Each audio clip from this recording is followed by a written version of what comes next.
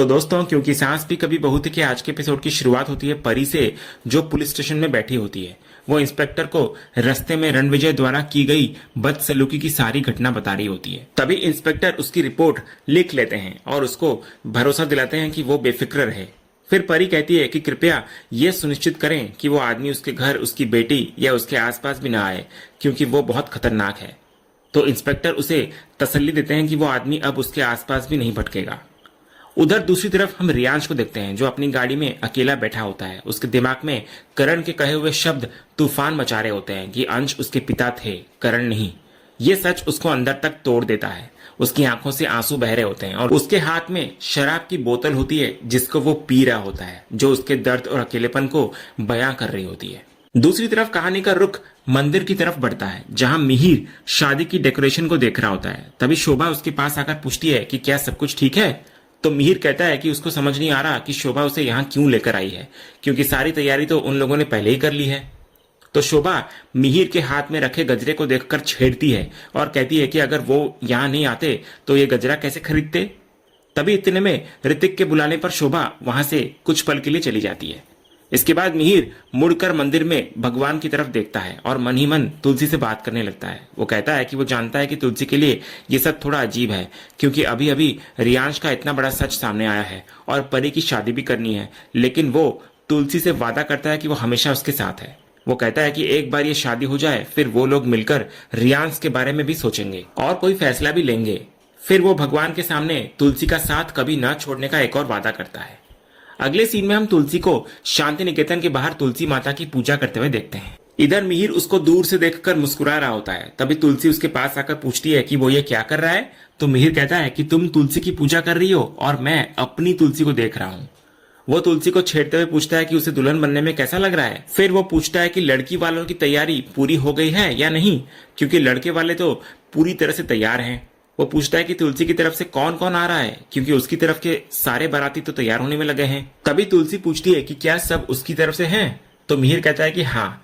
फिर वो कहता है कि तुलसी को भी अपनी तैयारी कर लेनी चाहिए और ये भी सोच लेना चाहिए कि बारातियों को क्या क्या तोहफे देने हैं, क्योंकि टाइम बहुत कम है।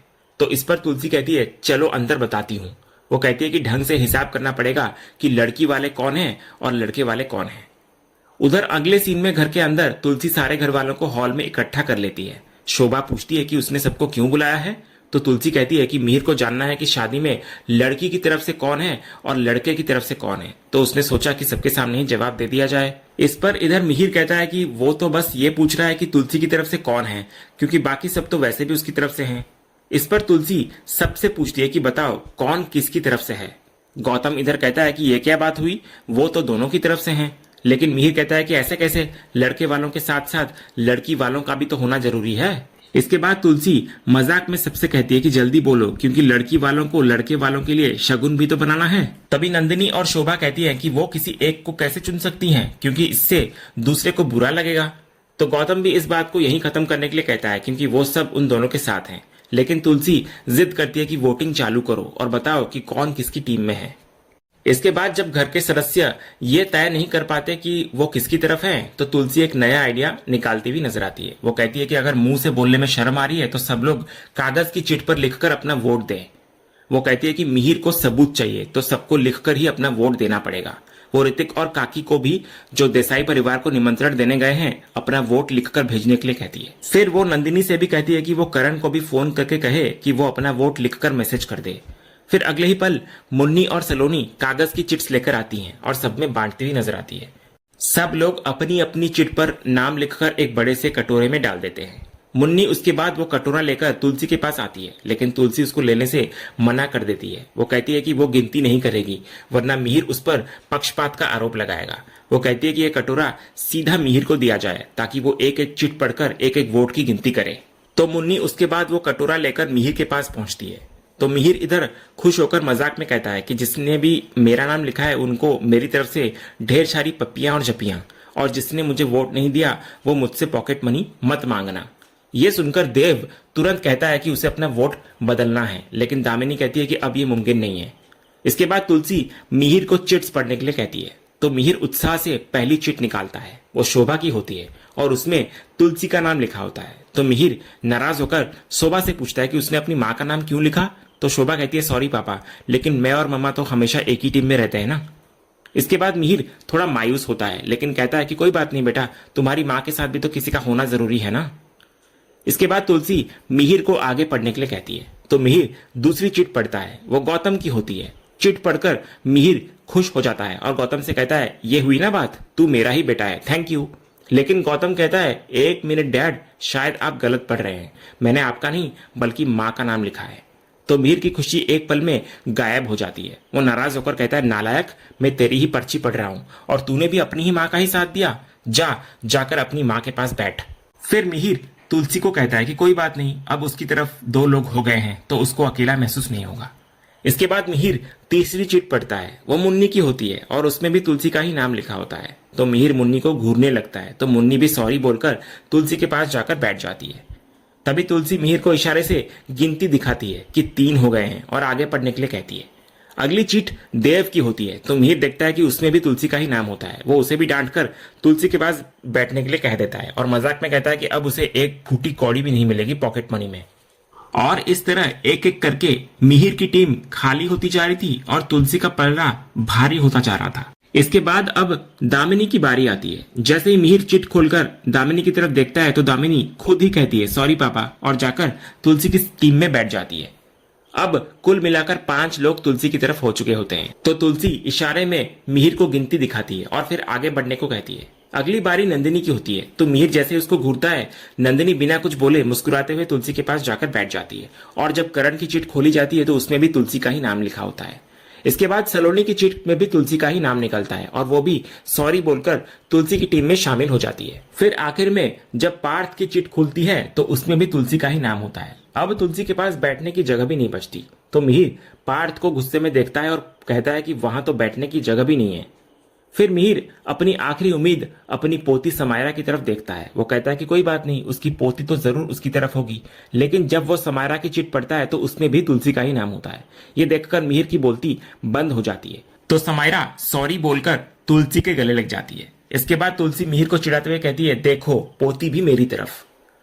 लेकिन मिहिर फिर भी हार नहीं मानता और शोभा से पूछता है कि ऋतिक चाची और परी ने क्या वोट दिया है। तो शोभा कहती है छोड़ो ना पापा, वो तो आपकी ही साइड पर है। लेकिन मिहिर जिद करता है। तब शोभा उसको फोन की स्क्रीन दिखाती है जहां ऋतिक और परी ने भी तुलसी को ही वोट दिया होता है। ये देखकर मिहिर के होश उड़ जाते हैं। वो कहता है मेरे बच्चे और बच्चों के बच्चे भी तुलसी के साथ हैं, यहाँ तो कोई है ही नहीं, क्या मैं अकेला हूं? तभी पार्थ मिहिर को दिलासा देने की कोशिश करता है, लेकिन मिहिर उस कटोरे को हाथ में लिए कहता है अब वो क्या करे इसका। तभी तुलसी कहती है कि उसे नहीं मालूम था कि कोई भी मिहिर का नाम नहीं लिखेगा, वरना वो ये चिट वाला खेल शुरू ही नहीं करती। तो मिहिर कहता है कि जले पर नमक मत छिड़को। तो तुलसी कहती है वो नमक नहीं छिड़क रही बल्कि सच बोल रही है। उसे दुख होता है कि किसी ने भी मिहिर को वोट नहीं दिया। तभी मिहिर एक जोरदार बात कहता है। वो कहता है तुम्हें लगता है कि मैं हार गया हूं? अरे नहीं, असली विनर तो मैं हूं, क्योंकि जिसके साथ ये सब लोग हैं वो आखिर में किसके साथ है? मेरे साथ ही है ना। तो फिर असली विनर कौन हुआ? मैं ना। ये सुनते ही सारे बच्चे दौड़कर मिहिर के गले लग जाते हैं। गौतम इधर कहता है कि मिहिर का कॉन्फिडेंस कमाल का है और उसने एक सच्चे वकील की तरह बात की है। वो कहता है कि आप ही असली विनर हो। तभी तुलसी कहती है चलो अच्छा है, अब उसको तोहफे लेने का सिर दर्द नहीं होगा। तो मिहिर कहता है कि वो अकेला नहीं है, इसलिए तुलसी को तोहफे तो लाने ही पड़ेंगे। इस पर तुलसी पूछती है किसके लिए? तो मिहिर कहता है कि इस घर के सबसे इंपॉर्टेंट लोगों के लिए, बापूजी और माँ के लिए, क्योंकि वो तीनों मेरे साथ हैं। तो बताओ तुलसी, उनके लिए क्या गिफ्ट लाओगी?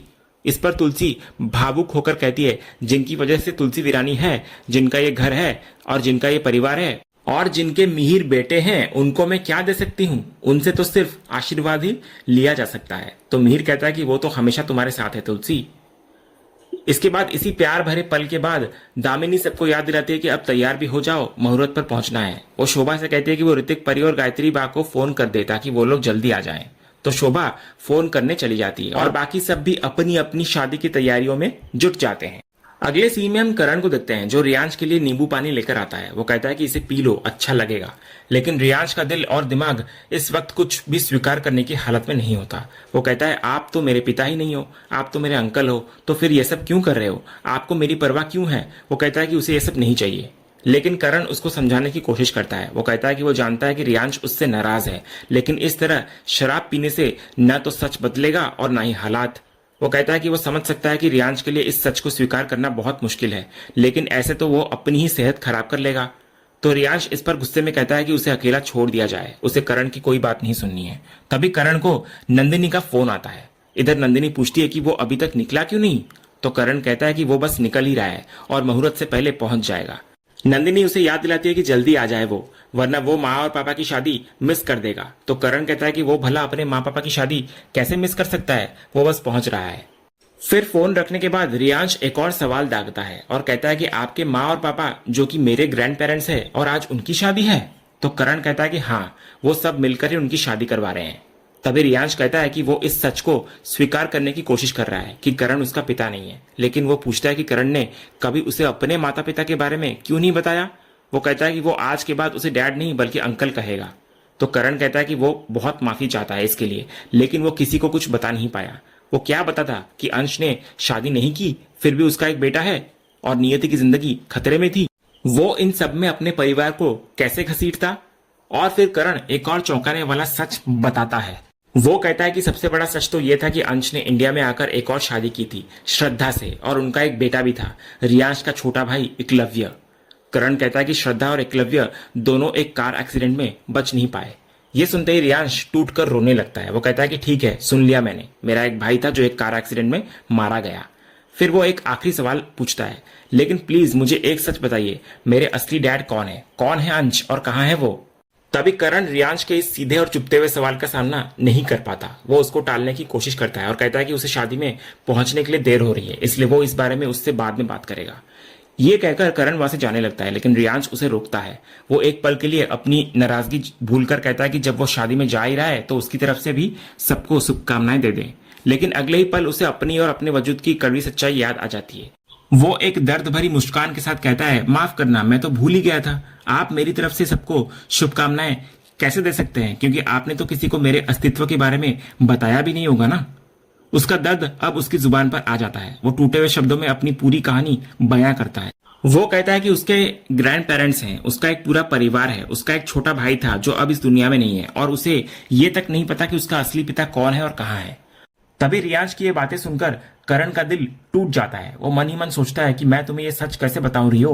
अगर मैंने तुम्हें ये बता दिया कि तुम्हारा पिता अंश अब इस दुनिया में नहीं है और उसकी मौत की जिम्मेदार मेरी माँ तुलसी थी, तो मैं अपनी माँ के साथ बहुत बड़ा अन्याय कर दूंगा।